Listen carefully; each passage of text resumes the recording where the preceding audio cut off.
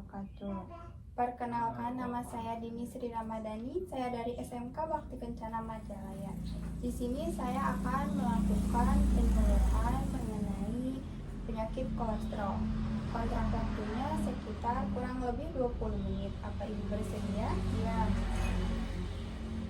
Tujuan memberikan penyuluhan ini supaya Ibu bisa mengetahui apa itu kolesterol dan apa dampaknya bagi kesehatan Ibu. Nah, sebelumnya apa Ibu tahu apa itu kolesterol? Penyakit lemak berlebih. Ya. Jadi kolesterol itu adalah lemak berwarna kuning yang ada di dalam darah ya Ibu. Ya. Yang sebagian besar diproduksi oleh hati. Ini di sini ada gambarnya Ibu. Ini adalah lemak berwarna kuning yang ada di pembuluh darah. Tubuh membutuhkan kolesterol untuk membangun sel dan memproduksi hormon seperti estrogen, testosteron, serta vitamin D. Selanjutnya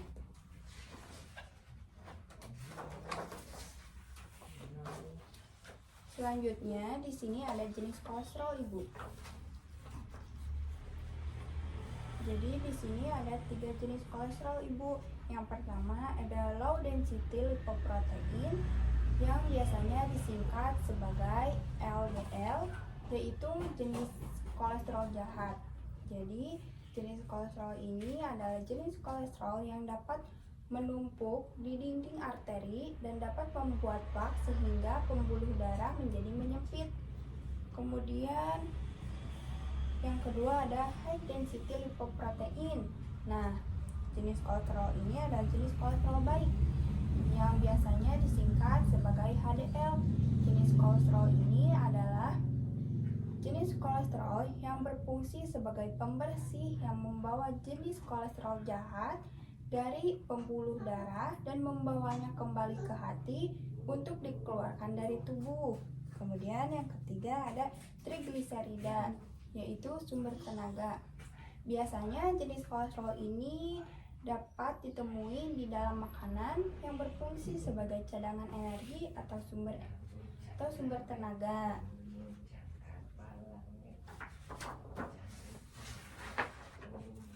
Kemudian selanjutnya ada tingkatan kolesterol atau klasifikasi dari kolesterol. Jadi di sini Ibu ada jenisnya. Yang pertama ada kolesterol total. Jadi kolesterol total itu baiknya yaitu kurang dari 200. Jika waspada 200 sampai 239, kemudian bahaya lebih dari 240. Kemudian yang kedua kolesterol LDL. Kurang dari 130 itu baik, 130 sampai 159 waspada, dan lebih dari 160 itu termasuk bahaya. Kemudian ada kolesterol HDL. Lebih dari 60 itu termasuk baik, 40 sampai 59 waspada, lebih dari 40 itu bahaya. Yang terakhir ada trigliserida, yaitu kurang dari 200 termasuk baik, 200 sampai 400 termasuk waspada, dan lebih dari 400 itu bahaya.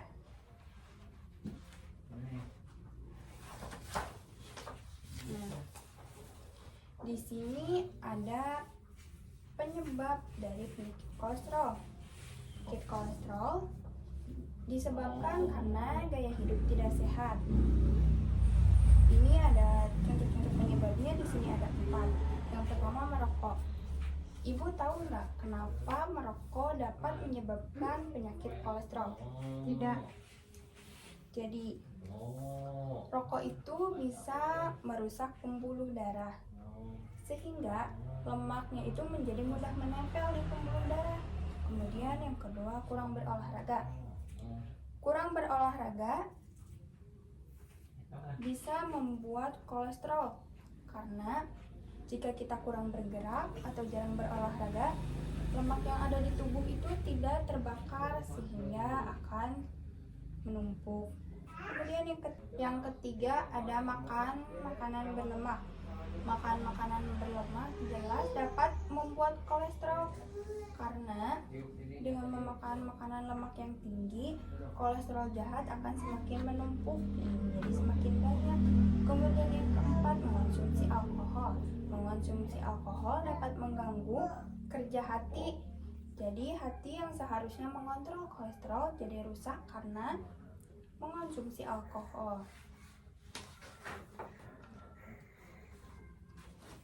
Jadi jika ibu menjalani gaya hidup yang tidak sehat, ibu bisa terkena penyakit kolesterol ya ibu.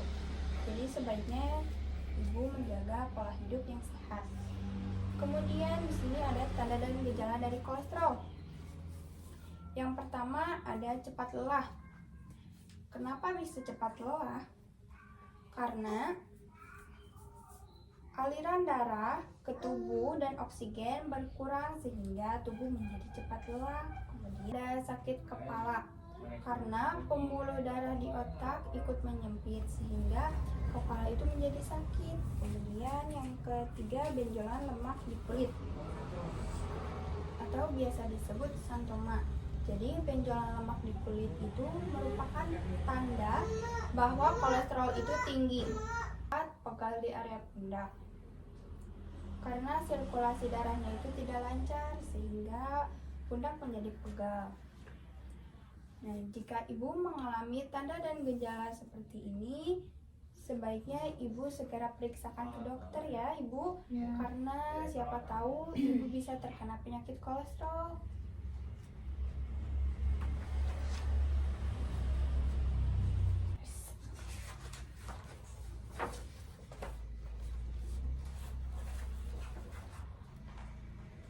Kemudian ada komplikasi. Nah, ternyata kolesterol itu bisa menyebabkan komplikasi atau menimbulkan penyakit-penyakit yang baru ya ibu. Karena aliran darah ke otak tersumbat sehingga sel otak menjadi kekurangan oksigen dan bisa menyebabkan stroke. Kemudian yang kedua ada hipertensi atau darah tinggi. Karena tekanan darah menjadi tinggi karena jantung memompa lebih keras dari biasanya. Kemudian ada jantung koroner. Kolesterol bisa menyebabkan jantung koroner karena pembuluh darah ke otot jantung menyempit sehingga terjadi jantung koroner. Kemudian yang keempat ada penyempitan pembuluh darah. Penyempitan pembuluh darah dapat terjadi di seluruh tubuh sehingga organ tidak dapat berfungsi dengan baik dan membuat pembuluh darah menjadi tersumbat.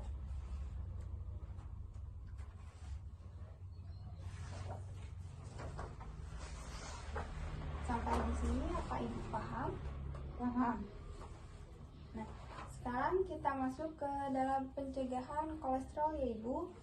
Yang pertama dengan menjaga berat badan ideal dengan membatasi makanan-makanan yang tinggi lemak atau yang mengandung santan. Bagi penderita kolesterol itu sangat harus dihindari. Kemudian yang kedua olahraga. Sehari 30 menit di pagi hari. Contohnya ibu bisa bersepeda, melakukan senam atau lari pagi. Kemudian ada istirahat yang cukup.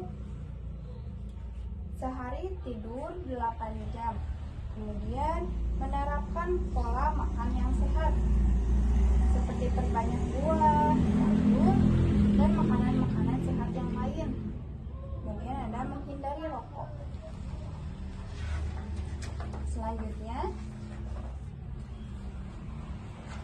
makanan yang dianjurkan bagi penderita kolesterol ada sayuran hijau seperti brokoli, kangkung, bayam.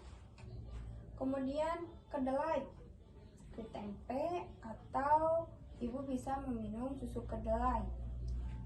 Yang ketiga kacang-kacangan seperti kacang merah, kacang hijau, kacang panjang atau bisa biji-bijian. Kemudian kacang almond juga bisa. Yang keempat ada gandum atau oatmeal.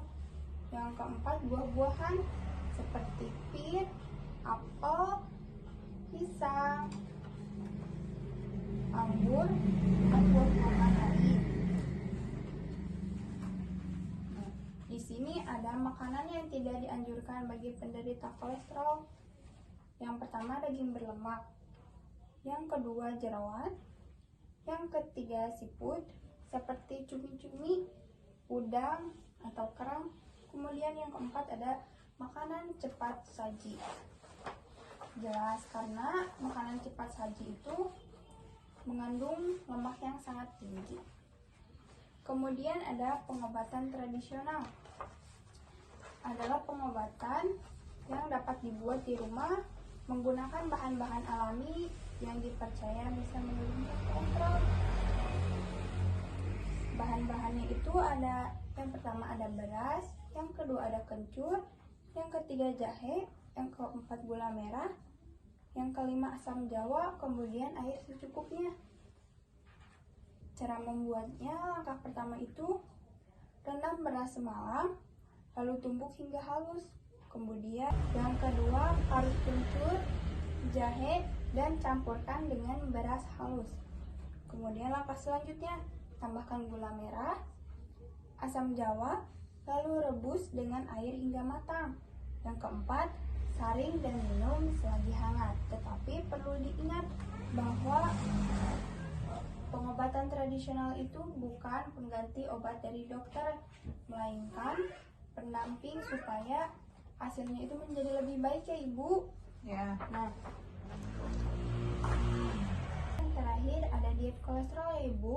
Diet kolesterol itu adalah pola makan yang sehat untuk mencegah kolesterol menjadi tinggi. Caranya itu sederhana, seperti membatasi makanan yang tinggi lemak seperti gorengan atau makanan yang mengandung santan. Kemudian perbanyak memakan makanan sayuran, buah-buahan, kemudian kacang-kacangan. Dan perlu diingat batasi juga makanan yang tinggi gula atau garam. Dan pilih makanan yang dimasak dengan cara yang sehat. Apa Ibu tahu bagaimana memasak makanan dengan cara yang sehat? Yang direbus. Ya betul. Memasak makanan yang sehat itu caranya dengan direbus, dikukus, dan dipanggang. Itu lebih baik daripada digoreng.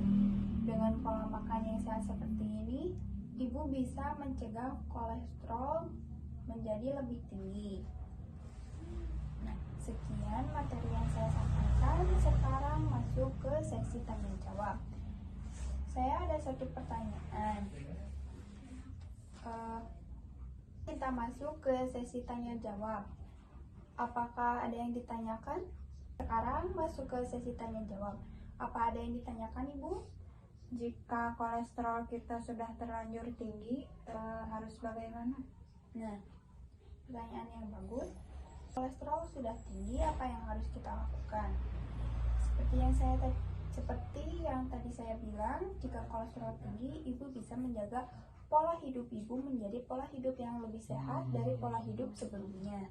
Seperti membatasi atau mengurangi makanan yang tinggi lemak, tinggi gula, dan tinggi garam.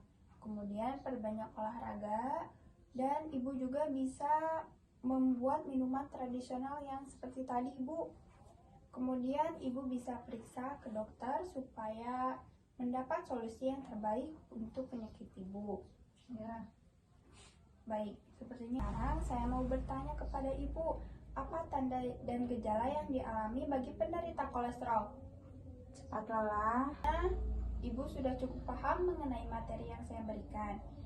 Kalau begitu, sekian penyuluhan yang bisa saya berikan. Mohon maaf bila ada kesalahan, dan terima kasih Ibu karena sudah meluangkan waktunya untuk mendengarkan penyuluhan yang saya berikan. Sekian, wassalamualaikum warahmatullahi wabarakatuh. Waalaikumsalam warahmatullahi wabarakatuh.